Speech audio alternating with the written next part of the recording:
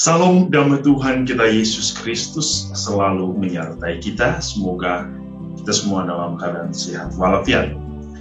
Kita berjumpa kembali dalam renungan harian Santapan Jiwaku.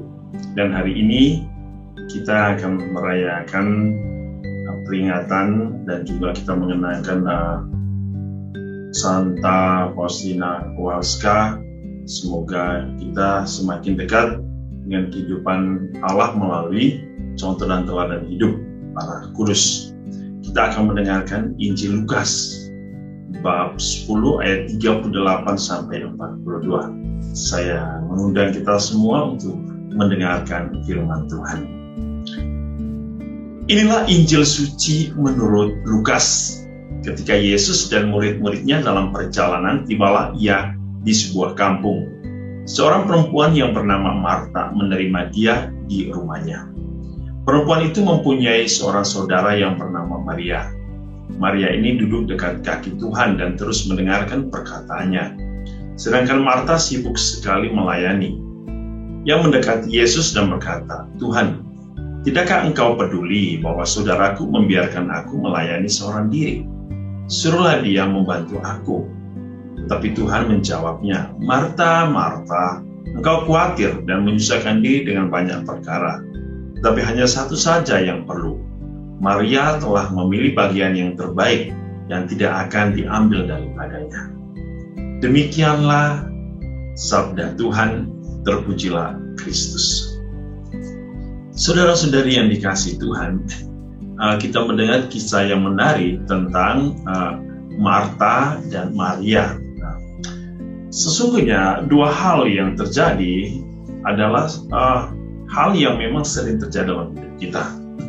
Bahwa ketika ada tamu, kita akan melayani. Ya, itu adalah suatu hal yang baik.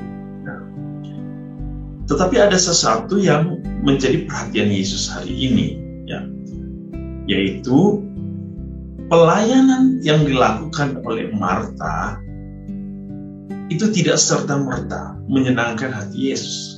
Karena apa? Ternyata Marta melayani, tetapi pelayanan dia diiringi dengan keluh kesah. Atau dengan bahasa sederhana yang kita sering katakan, ngomel-ngomel, menggerutu. "Tuhan, tidakkah engkau peduli? Aku kerja sendiri, aku melayani sendiri. Masa dia enak-enak duduk saja?" Nah, Yesus menyapa Marta dengan kasih. "Marta, pelayanan itu penting. Tetapi ada sesuatu yang penting juga, yaitu mendengarkan Allah." Marta dan Maria merupakan simbol hidup kita. Bahwa ada sesuatu yang harus kita lakukan dalam kehidupan orang beriman. Pertama, bukti bahwa kita mengasihi Allah dan kita benar-benar mengabdi kepada Allah dalam kasih dan pengabdian harus terungkap pertama-tama dalam bentuk persekutuan kita bersama Tuhan. Persekutuan yang pertama adalah melalui doa. Iman kita harus diwujudkan dengan satu penyembahan, dengan satu doa, dengan satu ungkapan syukur kepada Tuhan. Doa adalah satu ungkapan relasi antara kita dengan Allah. Di sini terjadi dialog. Kita mendengarkan sapaan Allah. Kita mendengarkan inspirasi dari Allah. Kita mendengarkan apa yang Allah ingin perintahkan bagi hidup kita. Nah, ketika kita melakukan persekutuan dengan Tuhan, kita harus menyatakan persekutuan itu di dalam pelayanan hidup kita. Pelayanan yang aktif adalah satu pengabdian yang praktis.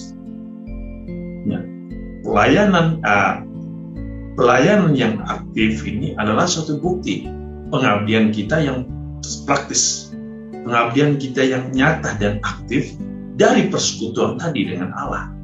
Sehingga harus terjadi suatu balance, keseimbangan antara doa dan karya.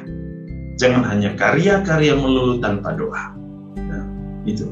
Jadi penting, doa adalah mencari inspirasi. Doalah mendengarkan firman Tuhan. Persekutuan kita dengan Tuhan itu adalah satu kesempatan untuk kita bersama mendengar Tuhan di dalam sekolah Yesus sendiri. Orang katakan School of Jesus. Dalam School of Jesus, kita belajar tentang apa yang harus kita lakukan. Kita mendengar apa yang menjadi keinginan Yesus. Lalu ketika kita sudah mendapatkan semua ilmu, lalu kita buktikan ya persekutuan itu dalam pelayanan yang aktif dan praktis. Dan ini yang kita sebut dengan kesaksian hidup. Oleh karena itu saudara-saudari, penting kita sadari antara pelayanan dan pekerjaan. Orang yang melayani dengan sungguh, ia selalu memberikan satu ekspresi yang indah bagi orang lain. Pelayanan yang sungguh adalah tanpa menggerutu, tanpa mengeluh, tanpa mengomel. Tetapi seseorang yang dikatakan dia melayani, tetapi sering mengomel, itu bukan pelayanan, itu pekerjaan. Pekerjaan adalah mencari sesuatu untuk mendapatkan pujian, untuk mendapatkan upah, untuk mendapatkan sesuatu bagi dirinya. Tetapi pelayanan tidak.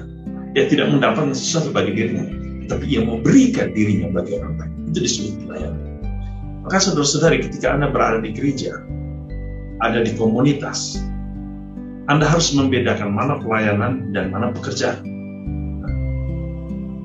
Dan juga Anda harus tahu apa yang Anda lakukan saat ini ketika Anda berada di gereja. Apakah Anda melakukan suatu pekerjaan atau suatu pelayanan?